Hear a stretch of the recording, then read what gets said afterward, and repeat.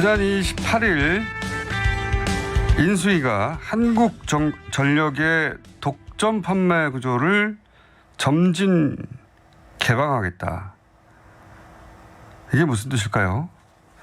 전력시장의 민영화 아니냐 하는 우려 있어서 짚어보겠습니다. 정세현 충남대 경제학과 교수 모셨습니다. 안녕하십니까? 예, 안녕하세요. 이 공기업 민영화 혹은 뭐 선진화, 정상화, 합리화 이런 용어는 벌써 MB 정부부터 10년 이상 이어져 왔지 않습니까? 네. 제가 발음이 안 좋아서 정세현으로 들렸을 분도 있는데 정세은 교수님입니다. 네. 죄송합니다. 이번에 이제 또 보수 정권에 들었을 때마다 항상 반복되는 건데 이번엔 또 이제 한국전력 독점 구조를 개방한다라는 취지로 정확하게 어떻게 한다는 건지는 모르겠습니다만 예. 이게 이제 독점이라는 용어부터 잘못된 용어 아닙니까? 그렇죠. 사실 국가가 독점을 한다라고 하는 거는 우리가 보통 독점하면 부정적으로 인식을 하는데 독점 기업이 이익을 뭐 다 가져간다 이렇게. 근데 이제 국가가 독점을 한다라고 하는 거는 그 이익이 결국 국민에게 돌아오는 것이고 공기업이기 때문에 이윤을 발생시키지 않기 때문에 그렇죠. 독점을 한다고 해도 뭐 독점 이윤이라든가 이런 문제는 없거든요. 그러니까 이런 경우에까지 독점이다 이런 식으로 용어를 사용하는 거는 약간 국민들에게 부정적인 인식을 심어줘서 무조건 독점이 아닌 것이 좋은 것처럼 인식을 심어줘서 한전의 독점 구조를 깨야 한다라고 하는 약간 좀 말이 안 되는 프레임을 만들려고 하는 그런 뉘앙스. 민영화 혹은 뭐 이럴 때 등장하는 단어가 정상화, 뭐 합리화, 뭐 선진화 이런. 선진화 그렇죠. 선진화 그 방향으로 가려고. 근데 결국은 그 뜻은 다 민영화 아니냐. 그리고 가려고 일단 이제 지금 상태를 부정적으로 묘사하고 그거를 바꿔서 개방으로 간다. 개방도 좋은 뜻이잖아요. 예, 그렇죠. 근데 이제 걱정은 말씀하셨다시피 국가가 해야 할 일을 민간에 나눠줘서 좋은 꼴 안 나오는 경우가 많아서 저희가 걱정하는 거죠. 한마디로 말하면 전기요금이 올라간다든가. 근데 그러면서 드는 얘들이 똑같지는 않은데 과거에 이 SRT가 이 철도공사가 하던 사업을 그중에서 돈 되는 구간만 시간대만 떼가지고 민영화로 가는 중간 단계를 거치고 있는 거 아니냐 이런 우려가 있지 않습니까? 예. 설명 좀 해주십시오. 그러니까 지금도 KTX가 SRT하고 이제 분리된 것이 그렇게 민영화를 시키려면 한꺼번에 매각하기보다 이렇게 잘라서 매각하는 것이 훨씬 좋고 그러려면 조금 더 경영 성과를 높여놓는 것이 비싸게 팔 수 있기 때문에 이제 그렇게 추진이 되는 것 같고 한전도 이미 외환위기 이후에 그때 민영화가 추진되면서 지금 6개의 발전사로 자회사가 쪼개져 있었거든요. 그러다 이제 민영화를 하려다가 국민의 반대가 심하니까 지금 멈춰 있는 그런 상태인데 이것이 민영화가 된다라고 하면 이런 건 있습니다. 가격은 사실은 지금의 한전 체제 하에서도 너무나 과도하게 원가보다도 낮은 전기로 파는 것은 공기업에게도 좋지는 않습니다. 왜냐하면 공기업도 계속해서 투자하고 망투자, 신재생 투자 이런 것들을 해야 되는데 그래서 이 원가를 반영하지 않는 구조 자체는 어떤 시장이든 공기업이든 개선이 돼야 되는데 문제는 이거하고 독립적으로 공기업 체제가 아니라 이 민영화 된다거나 시장 위주로 가게 된다라고 하면은 당연히 민간 기업은 수익성을 추구하는 기업들이고 원가뿐 아니라 거기에 이윤을 더 얹어서 판매하게 되기 때문에 당연히 그렇죠. 이거는 뭐 그냥 단순하게 생각해도 같은 일을 공기업이 하냐 뭐 같은 일을 민간 기업이 하냐 효율성이 비슷하다라고 하면은 당연히 공기업이 하는 것이 국민 전체에게는 바람직하죠. 국민 전체를 상대로 한 이 전기나 수도 같은 것은 그래서 민간으로 넘어가면 안 된다라고 하는 인식이 우리 국민 일반에 이제 굉장히 강력하게 있는데 근데 계속해서 이제 이런 시도가 있어 왔죠. 왜냐하면 그게 워낙 안정적으로 돈이 크게 되지 않습니까?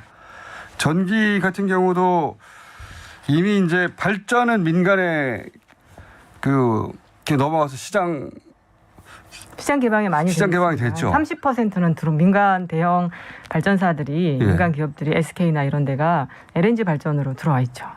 그렇죠. 예. 거기가 수익성이 훨씬 좋다면서요. 또 이제 민간 기업을 끌어들이면서 뭔가 또 이렇게 유인책을 주기 위해서 해외에서 싸게 LNG를 구입할 수 있는 그런 독점적인 어떤 권한을 줘서 연료를 싸게 구입해요. 그래서 판매하는 가격은 똑같아도 연료를 싸게 구입하기 때문에 예, 수익이 좀 많이 나는 그런 구조죠.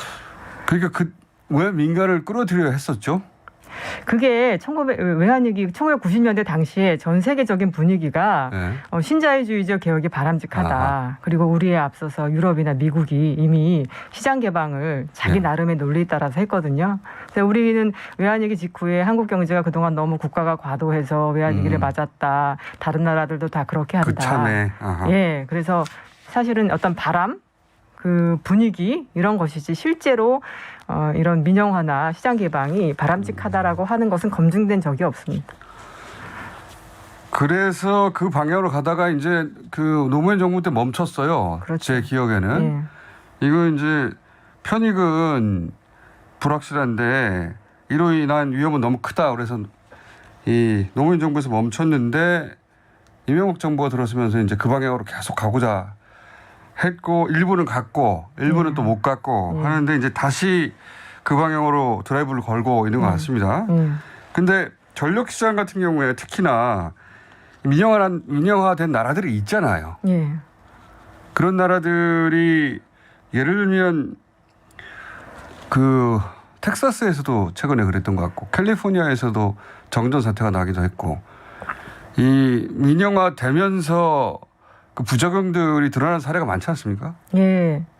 그러니까 2004년에 우리가 민영화를 추진하다가 노무현 정부 때 멈췄던 이유 중에 하나가 바로 그러한 부작용 사례 때문이었거든요. 우리보다 앞서서 민영화하고 시장 개방했던 국가들이 잘 되는 시기도 괜찮았던 시기도 있지만 그렇게 대형 사고가 발생한다거나 아니면 이렇게 가격이 너무 급변동한다던가 이런 식으로 불안정함을 야기했고 또 한편으로는 가격이 싸지는 게 아니라 오히려 수익성을 추구하는 민간 기업이 많이 들어오니까 가격도 상승하고 당연히 그래서 좋은 일이 없다 보니까 2004년에 멈추자라고 했거든요. 사실은 그 멈춘 다음에 그 쪼갰던 발전사들을 사실은 이걸 통합시켰어야 된다고 저는 생각을 해요. 불씨를 계속 남겨뒀다. 그렇죠. 불씨를 남겨뒀고 이것을 같은 일을 나눠가서 하니까 관리 부서가 많아지는 거고 영세한 서로 과잉 경쟁이 발생하는 거고 오히려 비효율성이 발생하고 있거든요. 그 상태로 이제 쭉 오면서 계속해서 제가 봤을 땐 어떤 민영화의 그 시점을 좀 간을 보고 있는 건 아닌가. 이번에 발표한 인수위 발표 자료가 민영화 하겠다 이런 내용은 없지만 개방한다고 시장 개방을 하겠다라고 해서 시장 개방이 진행되면 결국에는 그건 이제 어떤 시점에 가서는 민영화 수순으로 갈 수가 있는 거죠. 그래서 이제 우회 민영화라고 표현을 하셨던데 그러니까 직접 한전을 그 한전 자체를 민영화하는 게 아니라 한전이 하는 활동 중에 수익 발생이 되는 그 길목에 민간이 들어와서 민간이 안정적으로 수익을 가져가도록 구조를 짜주면 그게 정확하십니다. 그게 민영화 아닙니까? 특히 이제 한전에서 송전 부분은 시장 개방론자든지 누구든지 송전은 그냥 한전이 한다. 왜 돈이 들어가고 보수해야 되고 설비해야 되고 그거는 나라에서 해라 이거 아니에요? 그렇죠. 그거는 한다. 그걸 계속 할 것이기 때문에 한전은 계속 공기업으로 남아 있을 것이기 때문에 민영화를 하지 않는 것이다. 자꾸 왜 우리가 민영화 안 한다고 하는데 민영화 한다고 이렇게 얘기하냐라고 하는데 이제 그거는 좀 진실을 가리고 있는 것이죠. 그래서 제가 이제 그 코레일과 SRT의 관계가 비슷한 거 아니냐. SRT도 이제 열차를 코레일에서 빌려 쓰는데 근데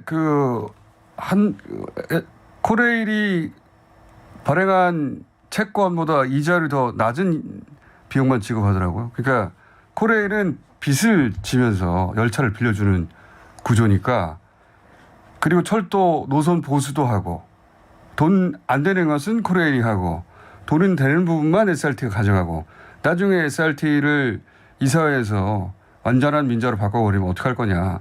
그 중간 단계에 와 있는 거 아니냐 이렇게들 지적하지 않습니까? 그러면 또 이런 얘기죠. 아, 코레일이 공기업이어서 일을 못한다.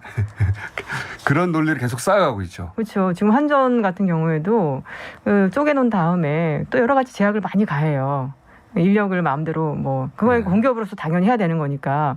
근데 공기업으로서 당연히 해야 될 일을 하기 때문에 민간적인 차원에서의 그런 재무적인 성과가 나는데 이제 여러 가지 규제를 하면서 능력이 없다, 비효율적이다, 그렇죠. 그런 식으로 또 평가를 하는 거죠. 돈을 못 벌게 해놓고 사실은 공기업은 돈을 버는 자체가 목적은 아니니까 그렇죠. 그런 규제를 해놓고 혹은 민간이 돈을 벌 수 있게 해준 다음에 봐라 이렇게 민영화하니까 돈을 여기는 잘 벌고 효율적으로 돌아가지 않느냐 그렇게 하려고 하는 것 같은데 그런 의심이 강력하게 있는 거죠 지금.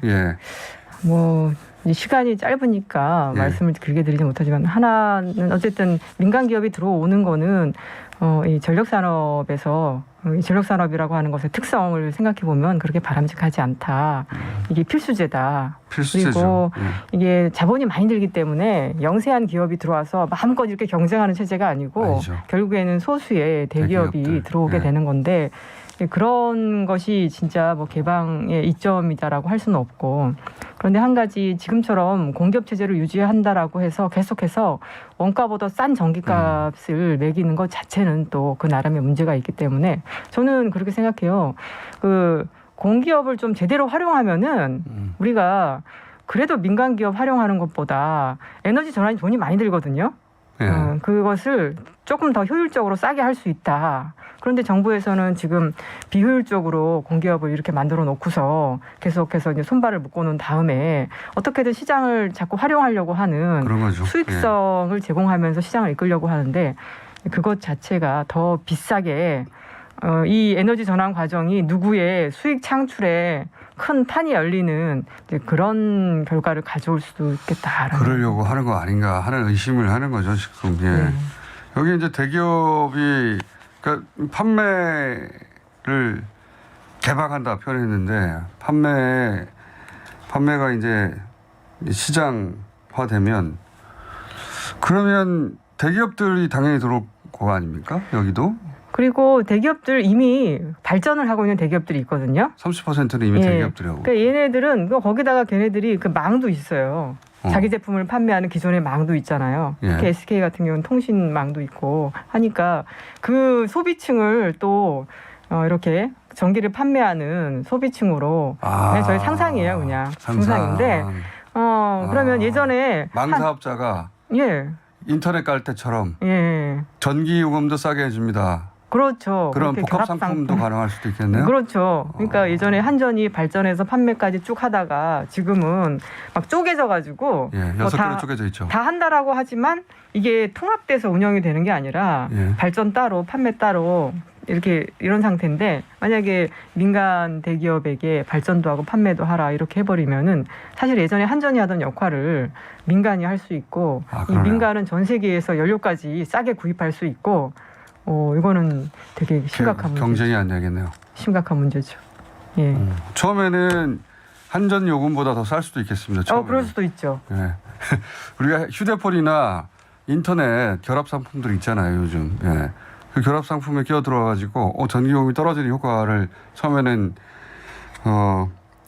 누릴 수도 있을 것 같은데 한 번 그렇게 옮겨간 다음부터는 그럴 수 있죠. 뭐 어떻게 지금 나온 건 너무 간단한 거여서 어떤 사람들은 뭐 상상력이 과도하다 이렇게 할 수 있지만 상상력 과도하지 않다고 생각합니다. 쭉 진행되어 온 걸 보면 지금까지 진행되어 온 역사를 보면은 항상 이 방향으로 일관되게 가려고 했었어요. 그랬는데 이제 이명박 정부 시절의 인사들도 많이 복귀하고 있으니까 차기 정부에서 또다시 그 방향으로 가려는 거 아니냐 이런 우려를 하셔서 저희가 교수님을 모셔봤습니다. 자, 이 사안은